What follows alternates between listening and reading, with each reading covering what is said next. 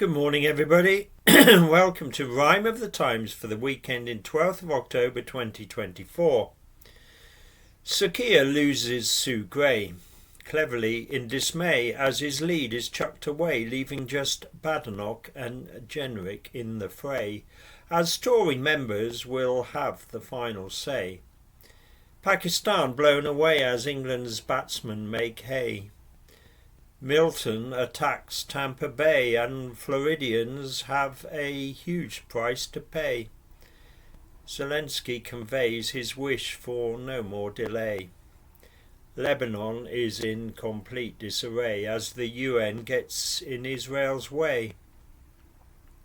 Salmond abruptly passes away. Sir Keir's week started with a stressful Sunday as his Chief of Staff Sue Gray faded away. She decided to resign, calling it a day after so much criticism had come her way about her performance and her very high pay. Critics claim it shows Labour are in disarray. Tory leadership ballots are as predictable as the lotto numbers chosen when they pick the balls. This week it required considerable understanding to fathom how they chose their last two standing.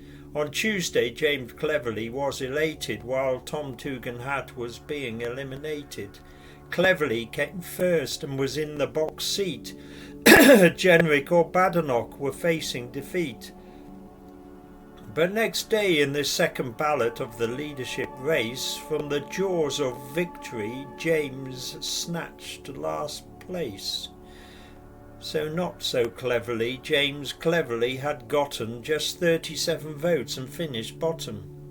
It appeared that his supporters had thought he had it in the bag, and so they'd lend their support to the candidate they felt their man could defeat, thus removing the rival he'd prefer not to meet.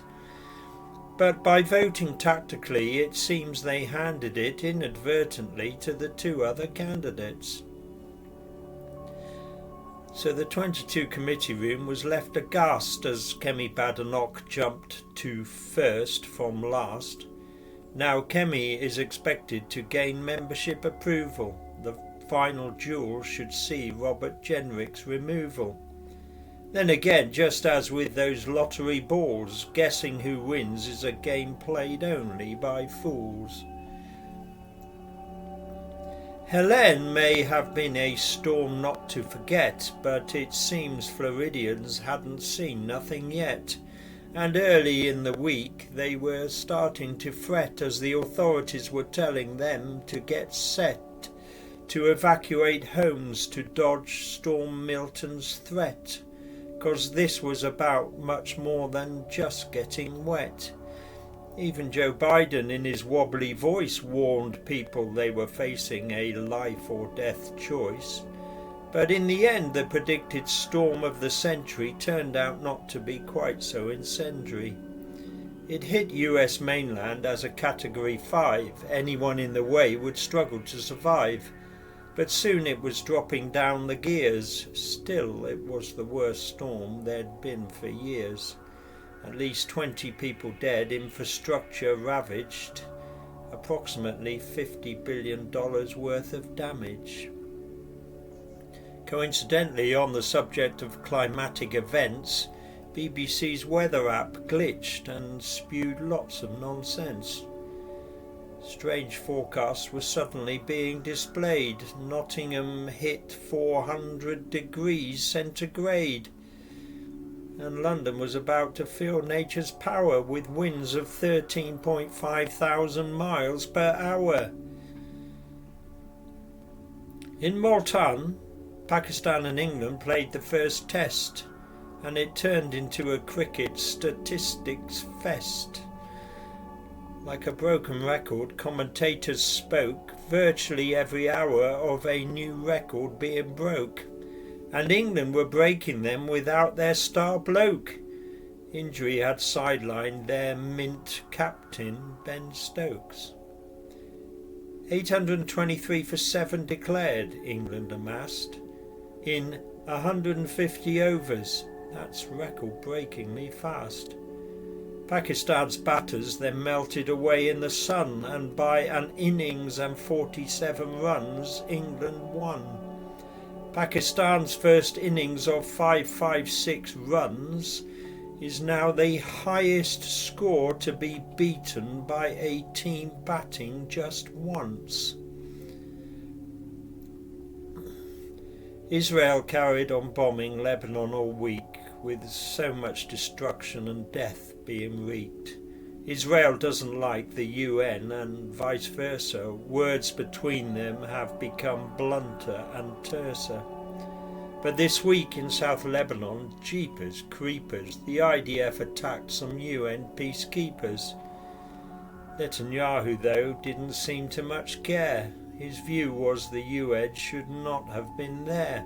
For goodness sake, it's the middle of a war zone.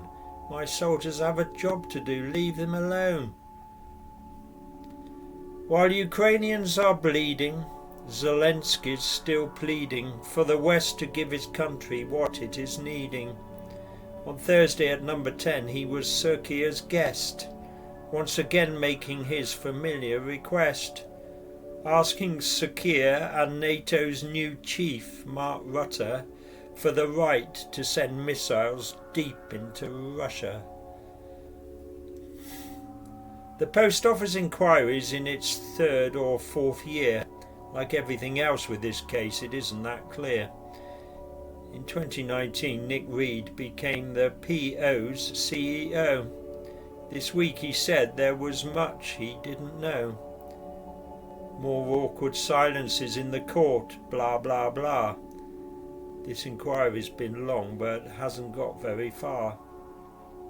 While ignorance seems to be the executive defence, sub-postmasters still wait for their recompense. In North Macedonia on Saturday, Alex Salmond at 69 abruptly passed away. In body and mind, a political giant with a sense of purpose, driven, defiant. Over 2 decades he built up the SNP to become easily Scotland's dominant party. Determined, unapologetic, unrepentant in his pursuit of Scottish independence. In 2014 his mission was achieved. The Scottish people would choose if they wanted to leave. On the same date as the Battle of Bannockburn, Scots had their referendum, but Salmond's dream was spurned. And so he quit the SNP and never returned. Controversy then followed while his ambitions still burned, leaving mixed views as far as his legacy is concerned.